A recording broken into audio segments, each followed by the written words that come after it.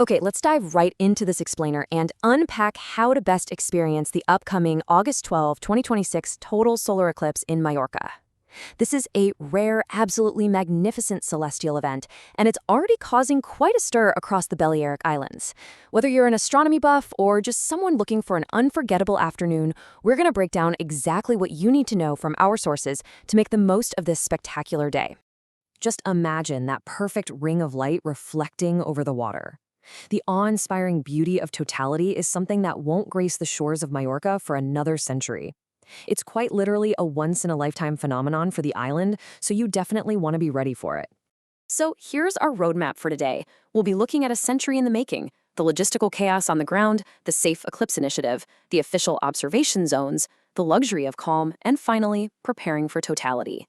Starting with Section 1, a century in the making. A rare celestial event on August 12, 2026. So the really crucial point here is that because more than half the island lies perfectly within the viewing zone, anticipation is naturally sky high. We aren't just talking about a partial shadow passing by. We're talking about full, breathtaking totality sweeping across more than half of Mallorca. You won't be forced to cram into one specific town to see it, which is honestly fantastic news for everyone planning to be there. Moving right along to Section 2, the logistical chaos, administrative uncertainty and event cancellations.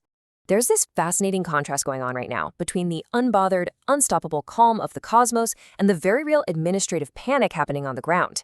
Because nobody seems to have clear rules on road access. Places in Playa de Palma, Solar, and Fornalutz are just canceling their events entirely. It's literally public infrastructure struggling to keep up with the solar system. Section 3, the Safe Eclipse Initiative. The government of the Balearic Islands steps in. To combat all that uncertainty we were just talking about, the government of the Balearic Islands launched the Eclipse Seguro, or Safe Eclipse Initiative. Think of this as your absolute primary resource hub. Instead of relying on local rumors, this initiative provides verified data, official info, and downloadable files. It's a strategic framework specifically designed to help residents and visitors completely bypass all that municipal confusion and find a safe, confirmed spot to watch the event. Which brings us to Section 4, official observation zones. Strategic locations inside the path of totality. You're going to want to remember this number, 9. Under the Safe Eclipse Initiative, there are exactly 9 designated official observation zones, which they call zoos, spread across the island. These aren't just random spots they picked out of a hat. They're strategically selected areas that sit perfectly within the path of totality to ensure clear, regulated viewing for the public. The government really spread these zones out to effectively disperse the crowds, and the variety is pretty great. Down south, you've got the Luxure coastal stretch at Immerse and Telluric. Inland, in the Playa de Mallorca region, they're actually using local football pitches in Pina and Algaida, which is pretty clever. Over in the central and east regions, you have dedicated spots like the car park in Petra, the ring road in Porreres, and the circuit to Son Matamoros and Felanich. And finally, for the beachgoers, there are massive viewing areas stretching right across Santa Ponsa Beach and the main bay of Playa de Palma. On to Section 5, the luxury of calm, the least luxure approach to unadorned present. I absolutely love this quote from the luxury hospitality consultancy, Luxure. They say, there are moments when the cosmos demands our absolute presence. I mean, that perfectly transitions our focus from the logistical anxiety of crowded beaches and football pitches over to a philosophy of unpretentious elegance. It's all about a deep sensory appreciation of the event itself. Their approach is remarkably simple, but highly effective.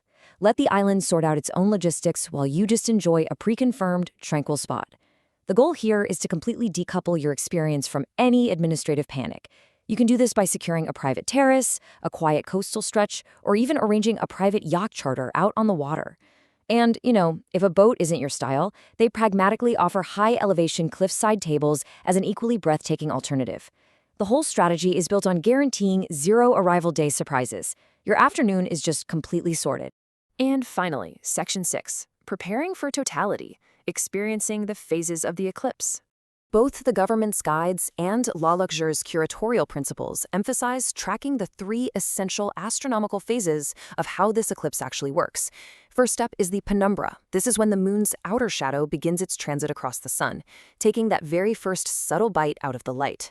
Then we get into the mechanics of totality. As the moon perfectly aligns to block the sun, the temperature suddenly drops, the sky plunges into a breathtaking darkness, and the sun's hidden corona flashes right into view.